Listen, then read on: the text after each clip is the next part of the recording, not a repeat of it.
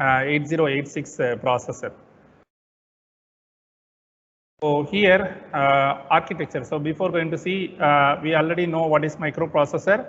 So microprocessor is a multi-purpose programmable device that accepts digital data as input and process it according to instructions stored in its memory and provides result as output.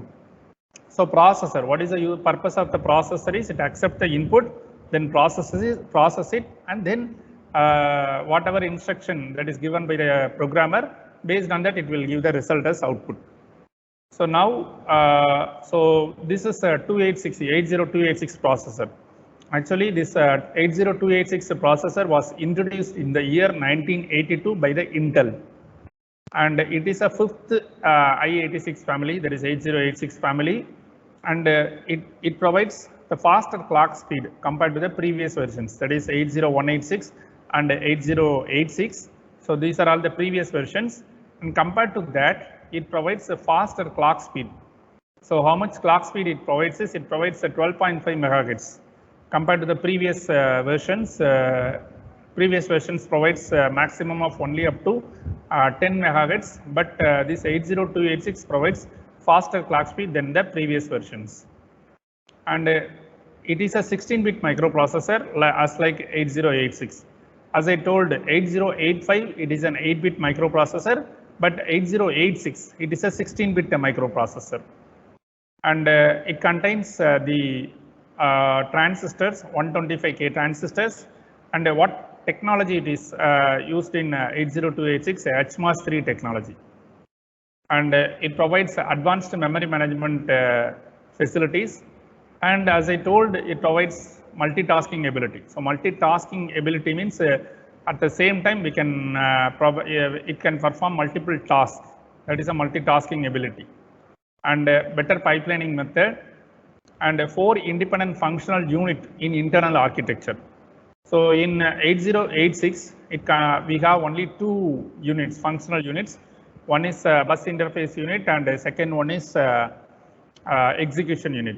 But as far as 80286 microprocessor, it contains 4 independent functional units. And these are the comparison we already discussed. And these are the salient features of 80286. So it contains 2 modes of operation, real mode and protected virtual mode. And it contains more addressable memory and virtual memory in protected mode. So in protected mode, virtual memory is available. And these are the features. I will explain one by one. So first one, operating modes. As I told, 80286 contains 2 operating modes. One is a real address mode and the other one is a protected virtual address mode. Okay, what is a real address mode? So real address mode 80286 just act as faster version of 8086. It's similar to 8086, but some faster version of 8086. And whatever program we can execute in 8086, okay, same we can execute in 80286 without any modification. Okay, program for 8086 can be executed without any modification in 80286. This is a real address mode. And in protected virtual address mode, as I told, what is virtual address means, the address generated by the CPU is called as virtual address. So this in protected virtual address mode, it supports multitasking. So what is multitasking means, as I told, we can execute multiple program. It can be able to run multiple program or several program at the same time. So it can be able to protect the memory space for another program. Okay, the memory space can be protected for the next program or another program. This is feature number 1. And feature number 2 is it contains more addressable memory. So what is more addressable memory means, in protected mode, 80286 can address 16 megabytes of memory. But in 8086, it can address only 1 megabyte. Compared to 8086, so it can address 16 megabytes of physical memory. This is feature number 2. And feature number 3 is virtual memory in protected mode. Okay, what is virtual memory means, as I told, it is physically not exist, virtual memory. So 80286 can treat external storage as if a physical memory. So it can sometimes your programs that are too large to be contained in physical memory. So in that cases we can use the virtual memory. So here the program can be up to 2 to the power 30 bytes. Now we are going to discuss the functional parts. So as I have told, so 8086 have only two functional parts.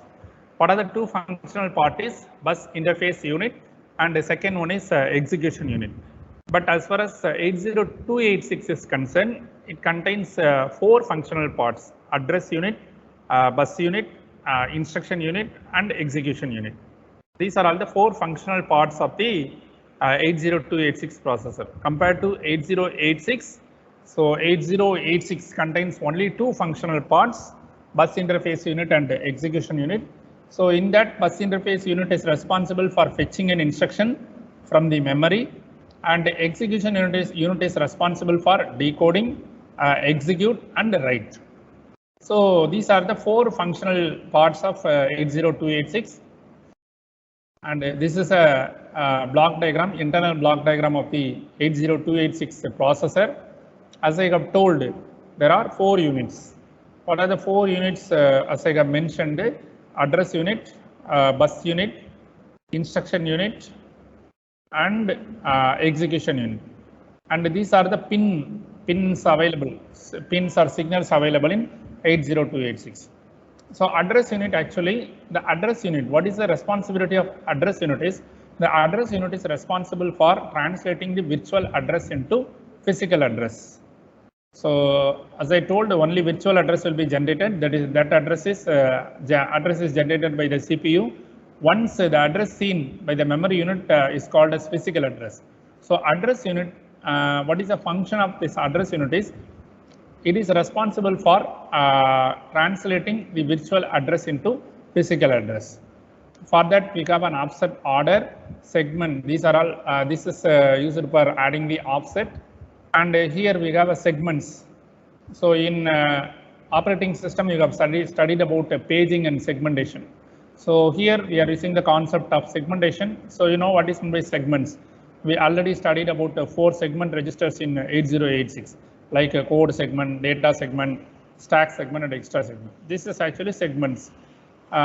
Here your program will be divided into some smaller segments. So here we have a segment limit checker followed by segment bases and segment size. Finally, the physical address will be generated. Now here we have a bus unit. In bus unit, actually, we have these parts. What are the parts we have is address, latches and drivers, prefetcher. Okay, this is a prefetcher module. What is the function of this prefetcher module is, it is responsible for prefetching an instruction from the memory. Okay, whatever instruction that is needed for the program, that instructions are prefetched in advance and it will be stored in the prefetch queue. In 80286 architecture, we have two queues are there. One is a prefetch queue, second one is instruction queue. So prefetch queue is available here. This is a prefetch queue and this is a instruction queue, decoder instruction queue. So prefetcher module is responsible for prefetching an instruction from the memory and it will be stored in prefetch queue. So the size of the prefetch queue is 6 bytes. Then followed by processor extension interface. Here this address, latches and drivers we have. It is used for latching the address as well as drivers. And here we have a data transceivers. So it is used for transmitting the data as well as receiving the data from memory as well as to memory. For that purpose, we are using data transceivers. So the size of the address bus and the data bus. So the size of the address bus is 24 bits and the size of the data bus is 16 bits. So here we have the address bus from A0 to A23 and the data bus from D0 to D15. This is an address bus starting from A0 to A23 and the data bus from D0 to D15. And this is actually two signals. What are these signals are? Processor extension request and the processor extension acknowledge. PEREQ means the processor extension request. Whenever processor extension is required, so through this signal it will communicate, that is processor extension request. If the processor accept means the processor, with the help of this processor extension acknowledgement signal, it can communicate to the extension device. Then we have a ready signal, hold acknowledge, interrupt acknowledge, lock. So whatever the function we used for 8086 is the same function. So suppose for example interrupt acknowledge. So interrupt acknowledge means it is used to acknowledge the interrupt. Then status signal S0 and S1 are status signal, hold and hold acknowledge, the same function. Then followed by instruction unit. So the instruction unit, what it will do is once we prefetch the instruction and it was available in prefetch queue. So the instructions will be taken from the prefetch queue one by one and it will be decoded by the instruction decoder. So we have an instruction decoder is available. So this instruction decoder is responsible for decoding an instruction. Then it will be stored in 3 decoder instruction queue. Here we have an instruction queue is there. So there in instruction queue it will be stored. And these are all the signals related to this instruction unit. Power supply, reset, clock. So reset means it is used to reset the several registers, clock signal, then power supply signals, okay, followed by execution unit. So in execution unit, we have ALU and control unit. So CPU, actually CPU means it is a combination of ALU and the control unit. So what is ALU means? Arithmetic and logical unit, and control unit. It is a combination CPU. And general purpose registers. So whatever registers we used in 8086, the same kind of registers we used in 80286 also. And here the signals, related signals, NMI, INTR, error and BC. So what is NMI means? It is a non-maskable interrupt. What is non-maskable interrupt means? That interrupt that cannot be disabled by the processor is called as a non-maskable interrupt. So if it is maskable interrupt means we can disable, the processor can disable that interrupts, later it can process. But this is a NMI. So NMI denotes for non-maskable interrupt. So non-maskable interrupt means we must compulsorily process that interrupt. Then INTR, interrupt request. It is used for generating an interrupt request, error signal and BC signal. So this is execution unit. That is this one, execution unit. It is responsible for executing an instruction. Followed by register. What are the registers we have in 80286 processor? As similar, the same set of registers. Whatever registers we used in 8086, the same set of registers we used in 8086 also. How many general purpose registers we have in 80286? 8 16-bit general purpose registers. Then 4 16-bit segment registers, status and control register and instruction pointer. These are the different registers available in 8086. So the same signal, this one already available in 8086. So this one is also already available and this one is also already available. So a status and control register additionally we have. And this one, this is actually the general purpose register. Same whatever register we used. So here we have these are all 16-bit registers, 0 to 7 and 0 to 7. Totally this is 16-bit. This is a lower byte and this is a higher byte. This is lower byte and this is a higher byte register. So this is AL. AL means accumulator register. DL means data register. So these two registers are mainly used for multiplication and division operation. As you know, whenever we do multiplication, we store the result in 2 registers, one in accumulator and another one in data register, DL, either AL or AH or DL or DH. So 16-bit means it is called as AH, 8-bit means it is lower byte means AL and higher byte means AH. So these two are multiplication and divide instruction, And a count register, we have a loop or shift or repeat count. Then base register, these two are the base register, base BX and BP. And these two are the index register, source index and destination index, followed by SP. What is SP denotes for? It is a stack pointer. And these are all the core segment registers.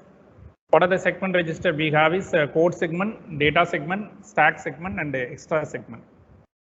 And followed by status and control register. Again, it is a 16-bit register. We have a status word and the instruction pointer, IP. IP denotes for the instruction pointer. Followed by flag registers. Again, similar flag registers. Whatever flag register we used in 8086, the same flag register, we use it here also. But here flag register is a 32-bit. This is a carry flag, D0, same. D0 is a carry flag. Whenever we are doing arithmetic and logical operation, if we get a carry, then this carry flag is set into 1. Then D2, the bit number D2, it is a parity flag. So when the parity flag is set is, if your result contains even number of ones, then parity flag is set. If it is odd number of 1, the parity flag is reset. Then D4, auxiliary carry flag. Auxiliary carry flag means whenever we do any arithmetic and logical operation, if we get a carry from lower nipple to higher nipple, then this auxiliary carry flag will be set. Then 0 flag. When we do ALU operation, if we get a result as 0, entire bits are 0 means then this 0 flag is set. Sign flag. If we get a negative results, then the sign flag is set. Then we have overflow flag. This is a overflow flag. So these are all condition code flags. Okay. So apart from that, we have a control flags also. What are the control flags we have is a trap, interrupt flag, then direction flag. Again, similar to the 8086. So these are all additional flag register we have. Bit number D14, it is a nested task. Bit number 13, it is an IO privilege level. Bit number 16, it is a protection enable. Bit number 17, D17, it is a monitor processor extension. And bit number 18, it is a EM processor extension emulator. And bit number 19, it is task switch. And these are all unused bits. Bit number D22, bit number D31, these are all unused bits. And this is the pin diagram. So pin diagram actually, totally how many pins we have is, we have 68 pins. Whatever pin we used in 8086, same pin, but some additional pins are also available. So with 8086, we have only 40 signals. But in 80286, it contains 68 signals. I will say the important pins. So here 24 address bit. Okay, there in 8086, it is a multiplexed address and data pin. But here there is no multiplexing is done. So we have a separate pin. So it is from A0 to A23. Then we have a data bit. So data bit is from D0 to D15. D0 to D15. This will be totally we have 40 pins. Apart from that, we have other signals. This is actually BHE bus high enable. Then this is a status pin S0 and S1. Then processor extension acknowledge. This is power supply signal VSS. And this is clock, power supply, reset. Again, here lock signal. Lock signal, it is mainly used for lock the bus. Okay, whenever any processor acquires a bus, it will immediately lock the bus. Or else some other processor also trying to acquire the bus. To prevent that, it will lock the bus. Then M/IO, that is a memory, whether 80286 is performing memory operation or IO operation. So that will be indicated by M/IO. Then bit number 66 is interrupt acknowledge. Bit number 64 and 65 hold and hold acknowledge. 63 bit number 63 is a ready signal. 62 is power supply. 61 it is a processor extension request. We have two signals related to processor extension request and processor extension acknowledge. Then VSS power supply signal, NMI non-maskable interrupt. 57 pin number 57 is interrupt request. Pin number 54 busy. Pin number 53 it is an error signal, and pin number 52 is CAP.